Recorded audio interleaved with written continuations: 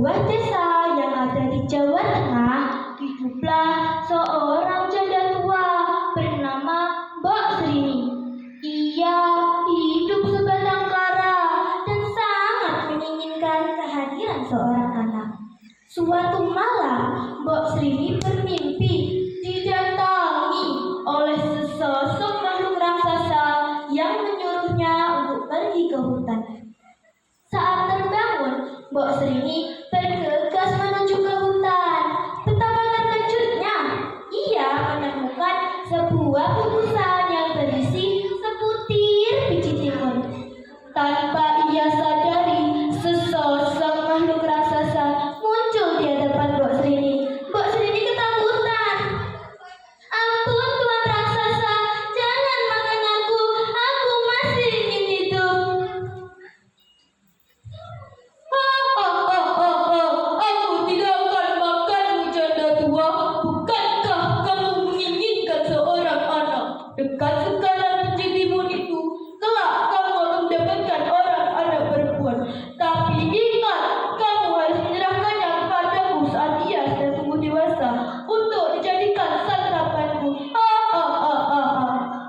Mbok Srini pun setuju. Ia pun pulang dan menanam biji timun itu di ladangnya. 2 bulan kemudian, timun itu tumbuh dengan baik. Tapi teman-teman, timun ini berbeda dengan timun-timun lainnya. Timun ini berwarna emas dan berukuran sangat besar. Saat sudah matang, Mbok Srini memetiknya, dan saat membelahnya, ia menemukan seorang anak perempuan. Ia pun meminang bayi itu. Tak lela, lela, lela, leko. Ia merawat dan mendidik timun mas dengan penuh kasih sayang. Hal yang dijanjikan pun tiba. Raksasa itu akan datang untuk menjemput timun mas. Mbok Srini pun mencari cara agar anaknya selamat dari kejaran raksasa. Ia pun menyuruh timun mas untuk berpura-pura sakit.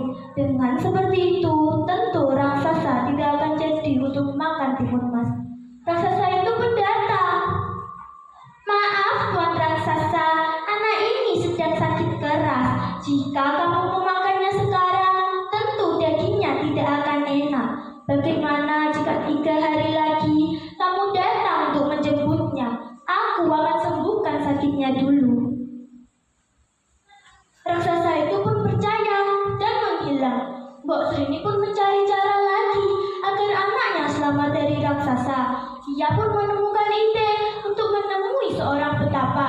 Petapa itu bersedia membantunya dan memberikan 4 bungkusan kepada Mbok Srini. Ia pun pulang dan memberikan bungkusan itu kepada timun mas. Kira-kira apa yang terjadi selanjutnya ya teman-teman? Ternyata 3 hari kemudian raksasa itu datang untuk menagih janjinya.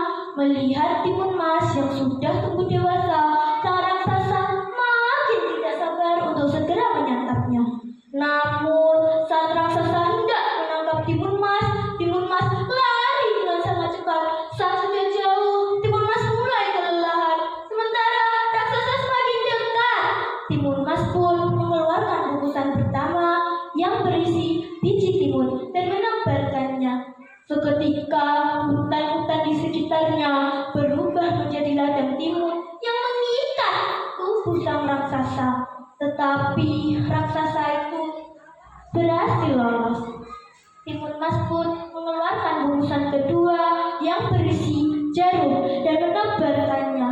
Seketika wilayah di sekitarnya berubah menjadi ladang bambu yang tinggi dan runcing. Tetapi lagi-lagi sang raksasa berhasil lolos. Timun mas pun mengeluarkan bungkusan ketiga yang berisi garam dan menebarkannya. Wilayah di sekitarnya berubah menjadi lautan yang sangat dalam dan luas. Tetapi lagi-lagi sang raksasa berhasil berenang dan lolos dari laut itu.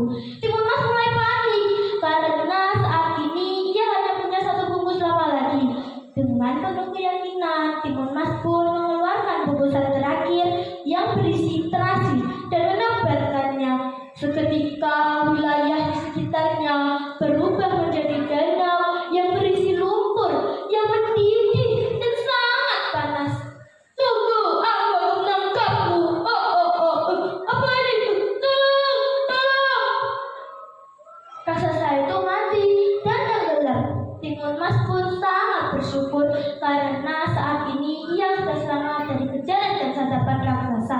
Sejak saat itu, Timun Mas dan Mbok Serinit ini hidup bahagia.